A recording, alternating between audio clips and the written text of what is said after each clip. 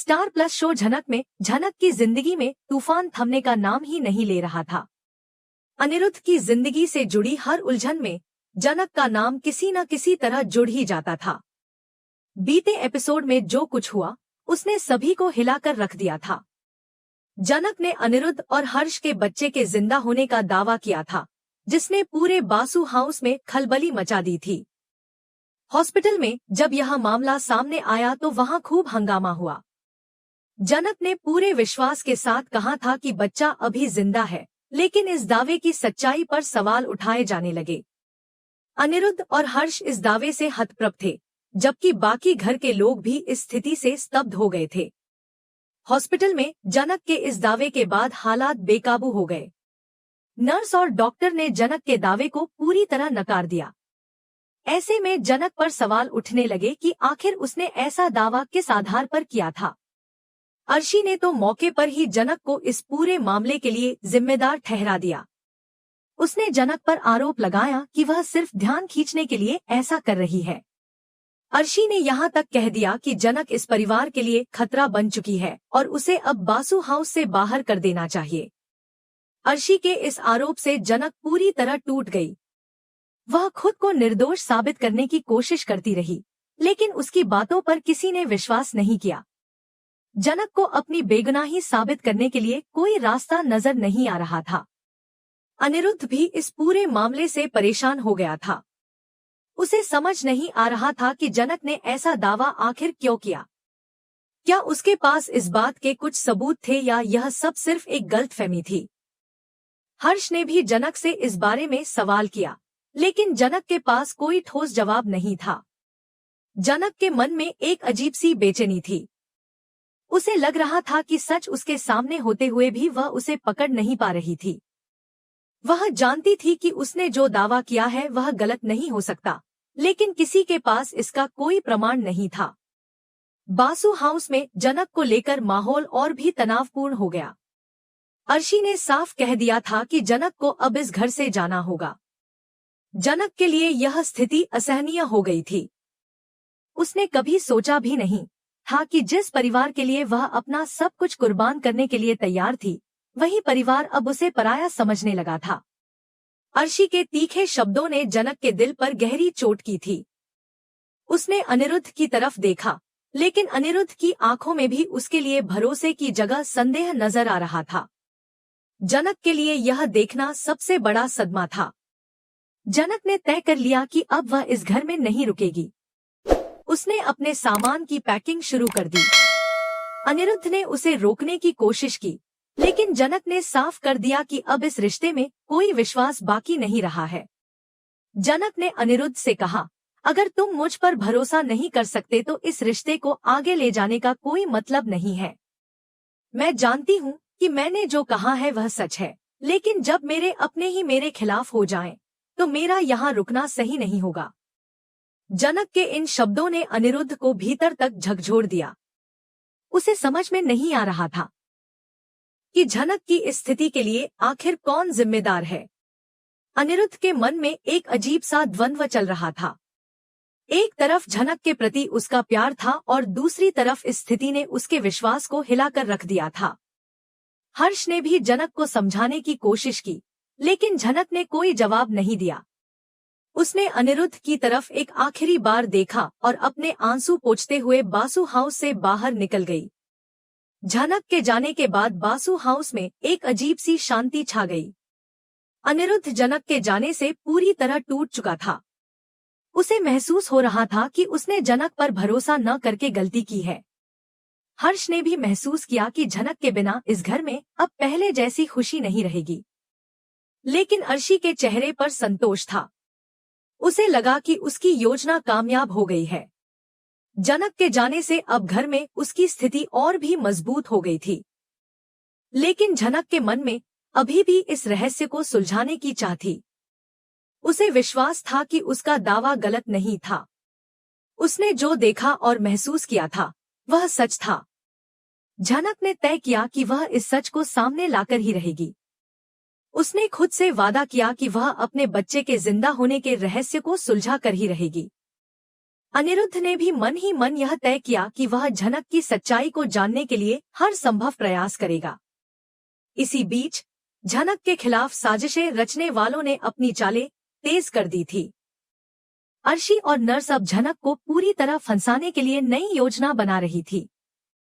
वे चाहती थी कि झनक की साख पूरी तरह खत्म हो जाए और अनिरुद्ध और हर्ष भी उससे हमेशा के लिए दूर हो जाएं।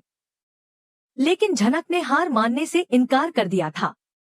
उसने तय कर लिया था कि वह इस सच को सामने लाकर ही रहेगी, चाहे इसके लिए उसे कितनी भी मुश्किलों का सामना क्यों न करना पड़े। झनक के मन में एक नई शक्ति का संचार हो चुका था।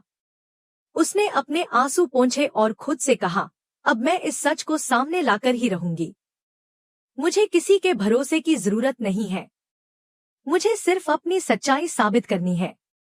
झनक के इस संकल्प ने उसे और भी मजबूत बना दिया था। झनक जानती थी कि उसका सफर आसान नहीं होगा, लेकिन उसने तय कर लिया था कि वह इस सफर को पूरी हिम्मत के साथ तय करेगी। झनक के इस नए रूप को देखकर अर्शी और नर्स के इरादे डगमगाने लगे थे। झनक का ये बदला हुआ रूप इस कहानी में एक नए मोड़ की शुरुआत कर रहा था। झनक की जिंदगी में मुसीबतें खत्म होने का नाम ही नहीं ले रही थी। अनिरुद्ध और हर्ष के बच्चे के जिंदा होने के दावे के बाद जहां झनक को घर से निकालने की तैयारी हो रही थी, वहीं अर्शी ने झनक के खिलाफ एक नया मोर्चा खोल दिया था। अर्शी ने सीधे तौर पर झनक पर आरोप लगाया कि उसने ही उसके बच्चे को मार दिया है। अर्शी का कहना था कि झनक नहीं चाहती कि अनिरुद्ध और अर्शी एक साथ रहें। उसने दावा किया कि झनक ने जानबूझकर बच्चे को मार डाला ताकि अर्शी को इस घर से बाहर निकाला जा सके और झनक को अनिरुद्ध के साथ फिर से अपना घर बसाने का मौका मिल जाए। अर्शी के इन आरोपों से पूरे घर का माहौल गर्मा गया। झनक के लिए यह स्थिति बहुत कठिन हो गई थी। एक तरफ उसे अपने दावे को साबित करना था और दूसरी तरफ अर्शी के इन गंभीर आरोपों ने उसकी स्थिति और कमजोर कर दी थी। अर्शी ने पूरे परिवार के सामने कहा कि झनक ने जो किया है वह एक गंभीर अपराध है और इसके लिए उसे सजा मिलनी चाहिए। अर्शी के इस दावे ने झनक के खिलाफ पूरे परिवार का माहौल बिगाड़ दिया। अनिरुद्ध के मन में भी संदेह की लकीरें गहरी हो गई थी। झनक ने खुद को निर्दोष साबित करने की बहुत कोशिश की, लेकिन उसके पास इस बात का कोई ठोस प्रमाण नहीं था कि उसने बच्चे को नुकसान नहीं पहुंचाया है। झनक के लिए अब स्थिति और भी पेचीदा हो गई थी। उसने खुद से वादा किया कि वह किसी भी कीमत पर इस सच को सामने लाएगी और अपने ऊपर लगे आरोपों से खुद को मुक्त करेगी। लेकिन इससे पहले कि झनक इस सच्चाई तक पहुंच पाती, हालात ने एक नया मोड़ ले लिया।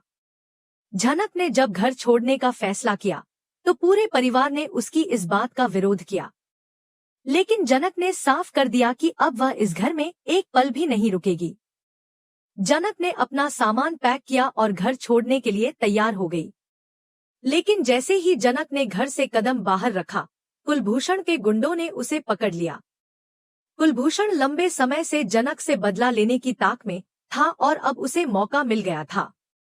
झनक के घर से बाहर निकलते ही गुंडों ने उसे जबरदस्ती गाड़ी में डाल लिया और उसे एक सुनसान जगह पर ले गए। झनक इस अप्रत्याशित हमले से हैरान थी। उसने खुद को छुड़ाने की बहुत कोशिश की, लेकिन गुंडे बहुत ताकतवर थे। झनक ने पूरी ताकत से चिल्लाने की कोशिश की, लेकिन वहां उसकी आवाज सुनने वाला कोई नहीं था। झनक को एक अंधेरे कमरे में ले जाकर बंद कर दिया गया। उसके हाथ पैर बांध दिए गए और उसके सामने कुलभूषण ने आकर कहा, अब तुम्हें अपनी गलती का एहसास होगा। तुमने जो किया है उसकी सजा तुम्हें मिलेगी। झनक ने कुलभूषण से कहा कि उसने कुछ गलत नहीं किया है और उसे इस तरह बंदी बनाकर रखना गलत है, लेकिन कुलभूषण ने उसकी एक भी बात पर ध्यान नहीं दिया। झनक के लिए अब हालात बहुत मुश्किल हो चुके थे। झनक के गायब होने के बाद बासु हाउस में हड़कंप मच गया। अनिरुद्ध और हर्ष ने झनक को हर जगह ढूंढने की कोशिश की, लेकिन उसका कोई पता नहीं चला। अर्शी ने इस मौके का फायदा उठाते हुए कहा कि झनक ने अपने अपराध के बोझ के कारण खुद को गायब कर लिया है। उसने दावा किया कि झनक को इस बात का डर था कि अगर सच्चाई सामने आ गई तो उसे परिवार से निकाल दिया जाएगा। लेकिन अनिरुद्ध के मन में कुछ और ही चल रहा था। उसे यकीन था कि जनक के साथ कुछ गलत हुआ है। इसी बीच कहानी में एक नया मोड़ आया। आदित्य की एंट्री ने सबको चौंका दिया। आदित्य, जो जनक का पुराना दोस्त था, अचानक जनक की तलाश में आ गया। उसे जैसे ही जनक के लापता होने की खबर मिली, वह तुरंत अनिरुद्ध और हर्ष से मिलने पहुंचा। आदित्य ने कहा कि उसे यकीन है कि जनक के साथ कुछ अनहोनी हुई है और वह इसे साबित करके रहेगा। अनिरुद्ध को आदित्य की बातों पर भरोसा नहीं हुआ, लेकिन हर्ष ने आदित्य का साथ देने का फैसला किया। आदित्य ने जनक की तलाश शुरू कर दी। उसने अपने संपर्कों की मदद से पता लगाया कि कुलभूषण के गुंडे जनक को पकड़कर ले गए हैं। आदित्य ने बिना समय गंवाए जनक को बचाने की योजना बनाई। उसने अनिरुद्ध और हर्ष को भी इस योजना में शामिल किया। वे तीनों कुलभूषण के अड्डे पर पहुंच गए। वहां जनक को एक अंधेरे कमरे में बेहोश पाया गया। आदित्य ने पूरी ताकत से दरवाजा तोड़ा और जनक को बाहर निकाला। कुलभूषण के गुंडों ने आदित्य और अनिरुद्ध पर हमला किया, लेकिन आदित्य ने अपनी सूझबूझ से उन्हें हरा दिया। जनक को बचाने के बाद आदित्य ने उसे अपने पास संभाला। जनक की हालत बहुत कमजोर थी। आदित्य ने उसे सहारा दिया और कहा, अब सब ठीक हो जाएगा, मैं तुम्हारे साथ हूँ। जनक ने आदित्य की ओर देखा और उसकी आंखों में सुकून का एहसास हुआ। अनिरुद्ध इस पूरे घटनाक्रम को देख रहा था। उसे महसूस हो रहा था कि जनक के लिए आदित्य की फिक्र सिर्फ दोस्ती तक सीमित नहीं थी। बासु हाउस लौटने के बाद जनक ने सबको बताया कि उसने बच्चे को नुकसान नहीं पहुंचाया था। उसने कहा कि उसके खिलाफ साजिश की जा रही थी और इसमें अर्शी और कुलभूषण का हाथ था। अनिरुद्ध ने जनक की बातों पर भरोसा किया और अर्शी से इस बारे में जवाब मांगा। अर्शी ने खुद को निर्दोष साबित करने की कोशिश की, लेकिन उसके झूठ सबके सामने आ गए। अनिरुद्ध ने अर्शी को घर से बाहर निकाल दिया।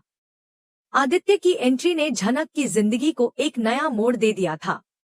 जनक अब खुद को अकेला महसूस नहीं कर रही थी। आदित्य हर कदम पर उसके साथ था, लेकिन इस बीच अनिरुद्ध के मन में जलन की भावना जागने लगी थी। उसे लग रहा था कि आदित्य और जनक के बीच का रिश्ता सिर्फ दोस्ती तक सीमित नहीं था। जनक के मन में भी आदित्य के प्रति एक नई भावना जन्म लेने लगी थी।